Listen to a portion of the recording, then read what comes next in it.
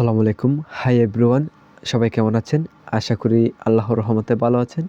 তাহলে আজকে প্রতিদিনের ন্যায় আমরা ইংলিশ ফর টুডে অর্থাৎ অষ্টম শ্রেণীর ক্লাস শুরু করতে শুরু করে শুরু করতে চলেছি।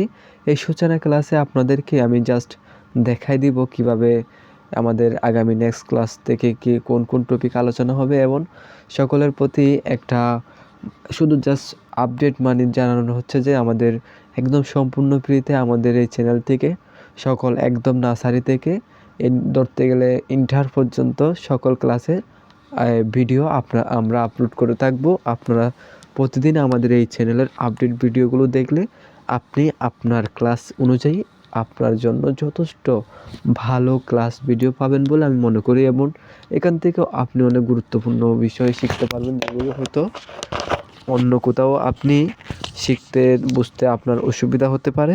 তাই আমি আপনার প্রতি বা আপনাদের প্রতি অনুরোধ রাখবো যে আমার এই ভিডিওগুলো ভালো মতো দেখার ও শ্রবণ করার জন্য অনুরোধ রইল।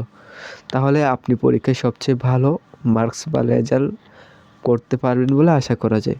তাহলে এখানে ইউনিট টাইটেল এবং পেজ নাম্বার দেওয়া আছে। এখানে ইউনিট টোটাল আছে হচ্ছে আমাদের 11টা।